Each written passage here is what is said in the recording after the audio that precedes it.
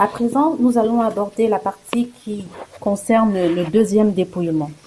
Dans 1 Samuel chapitre 17, du verset 38 au verset 39, il est écrit « Saül fit mettre ses vêtements à David, il plaça sur sa tête un casque d'airain et le revêtit d'une cuirasse.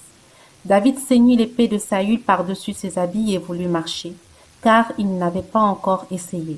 Mais il dit à Saül, « Je ne puis pas marcher avec cette armure, je n'y suis pas accoutumé, et il s'en débarrassa. » Peuple de Dieu, l'armure de Saül est porteuse de l'identité physique et spirituelle de Saül. C'est une armure dangereuse pour l'objectif à atteindre qui est d'abattre Goliath. Cette armure est faite pour nous charger afin de nous empêcher d'avancer. David n'a pas hésité à s'en débarrasser. Dans la bataille de David contre Goliath, il y aura toujours un Saül en autorité sur nous. Ce Saül peut être une personne ou un groupe de personnes. Nous devons savoir que Saül est un ennemi de notre objectif. Saül, c'est celui qui est incapable de se soumettre à la volonté de Dieu.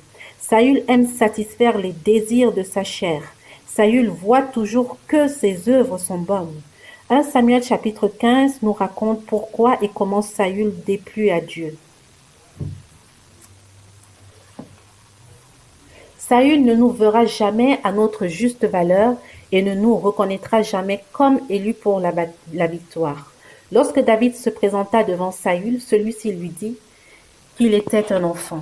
Du verset 32 au verset 32, David dit à Saül que personne ne se décourage à cause de ce Philistin. Ton serviteur ira se battre avec lui. Au verset 33, Saül dit à David, tu ne peux pas aller te battre avec ce Philistin car tu es un enfant. Et il est un homme de guerre dès sa jeunesse. Saül voudra toujours nous faire asseoir, mais David s'est défendu afin d'être toujours debout pour la bataille. Il raconta ses précédentes batailles à Saül au verset 34, 35 et 36.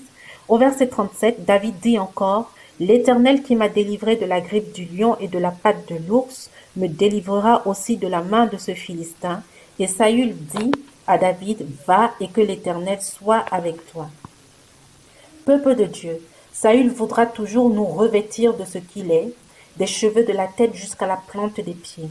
Saül se présentera à nous comme celui qui nous aime et qui est prêt à tout pour couvrir tous nos besoins. En réalité, Saül ne nous aime pas, c'est un envahisseur et un agent de contrôle de notre être, de notre temple. Alors, il est très important de se séparer de toute chose relative à Saül. Le Saül qui nous est décrit, qui a servi d'exemple dans le récit de la Bible, est plutôt, entre guillemets, gentil. Il y a des Saül qui peuvent rendre la bataille très compliquée. Il y a des Saül qui ne voudront pas nous laisser nous débarrasser de leur armure aussi facilement. Nous aurons donc à nous battre pour cela, mais tout en restant dans les commandements de Dieu.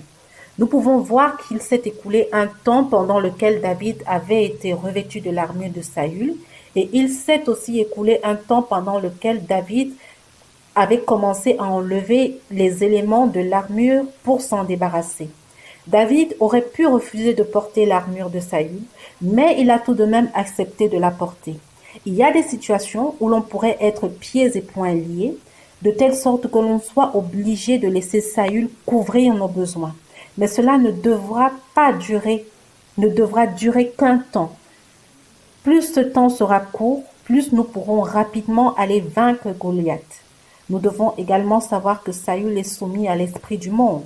Saül marche dans la compromission. Il aura tendance à vouloir nous détourner de la vérité. C'est la raison pour laquelle nous ne devons pas aimer les choses du monde. Si nous n'aimons pas les choses du monde, nous pourrons facilement refuser ce dont Saül voudra nous revêtir.